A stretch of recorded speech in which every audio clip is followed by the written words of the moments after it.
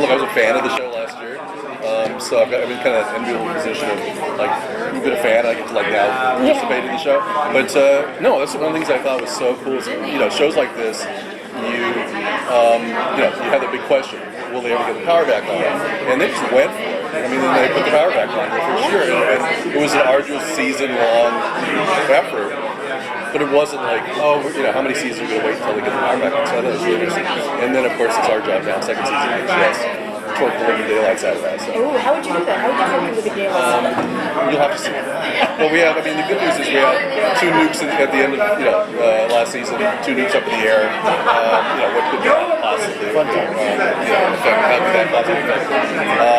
And it really does, explode the show and explodes relationships. It's really fascinating what we're doing. We're really building the show into this kind of epic saga. It's really looking at it as kind of a mythic tale of the future, and it's kind of mankind is making this shift. It's a shift we would never do on our own, but because of the event, because of the blackout, mankind is now being kind of shifted into this other thing, kind of forced into it. And I picture the characters of the show as kind of the heroes of the future. It's like they're the ones who will, like 100 years from when the show takes place, they'll be building statues and we're writing cautionary books about who these characters are.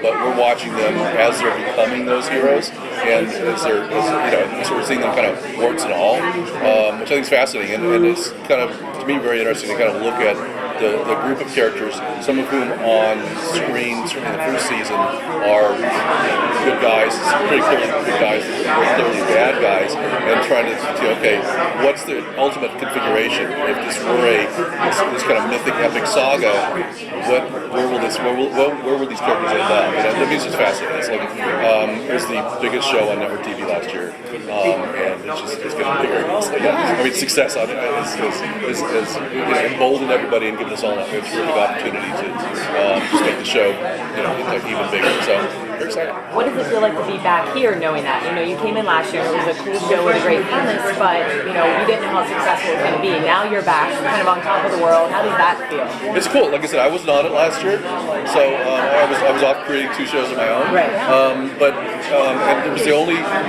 even in the tremendous blender of working on these other shows, it was literally the one show, the one network show that I watched religiously, because I'm obviously a geek, and loved it, and just was fascinated by the twists and turns of the show. So, having seen where it went last year, having surprised me when the opportunity came up to be part of it, and I remember with Eric, and he talked to me about where he's planning to take it and kind of torque the whole show, as we go forward. I'm just wildly excited, and I believe we're coming up with some really, really crazy stuff. So, really, should be cool. What element do you think, this almost sounds obnoxious, but what are you bringing to the show? What do you think you bring?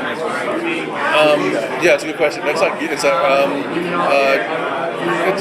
done this a lot. I've created 5 other shows, so I've got some genre cred, I'd like to think, and it's just helping to really,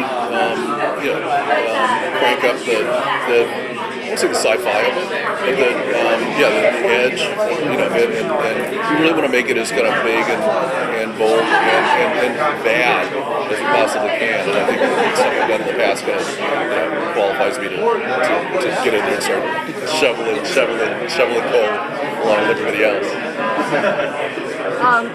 So how are you going to achieve this balance? It's a very busy show. You've got action, you've got the power out and why, the mysteries, and then trying to get all the relationships of a large cast going and clicking.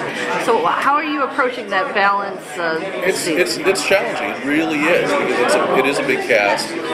You want to have your characters together, as often as possible.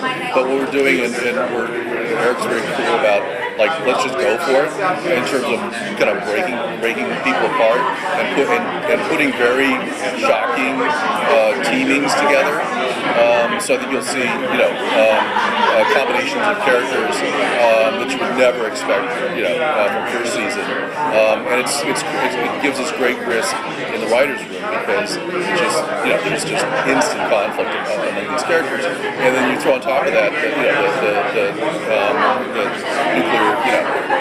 bomb way off in the continental United States, and it just kind of blows everything apart. So no, literally and figuratively, and it changes the dynamic of everything. I mean, in the first season you had the Monroe Republic, the Georgia Federation, which are the two kind of big power bases, and the second season kind of almost immediately asked the question, what happens when that's not there anymore? And how does that change the dynamic? We've got a very big new villain force coming in that's got a lot of levels to it. So I think that's going to shake things up, but just kind of really start to lay into place a set of bad guys that is just bigger, and more, awesomely bad than we had the first season. So,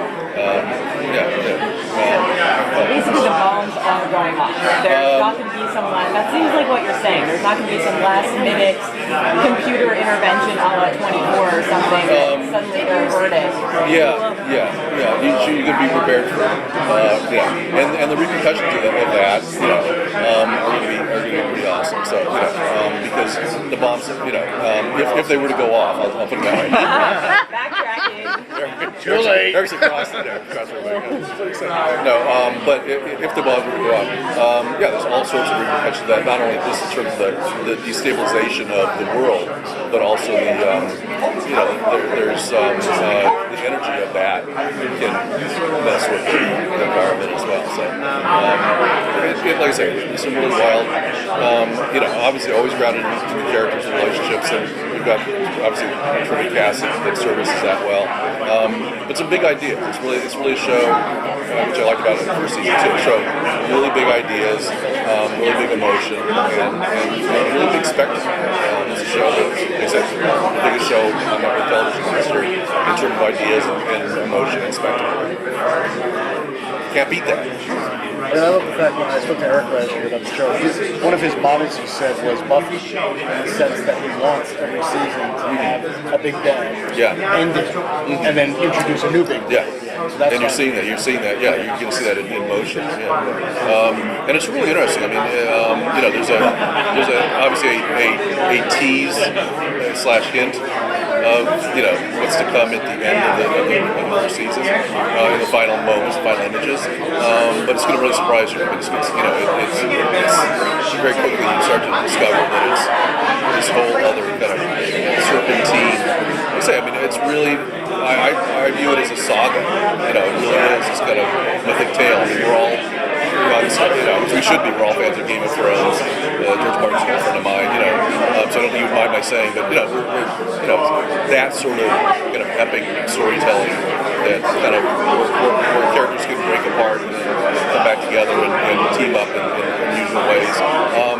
And like Game of Thrones, there will be deaths, and some really kind of shocking deaths. And in fact, early in the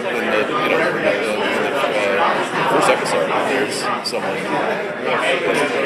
unfortunately, meets his or her. Look at you gleeful smile. I know, because it's so cool to create a world, that allows for. Again, it's a dangerous world, and you have to be prepared to get the characters. Break up your party. Such a good point. I know. Thank you.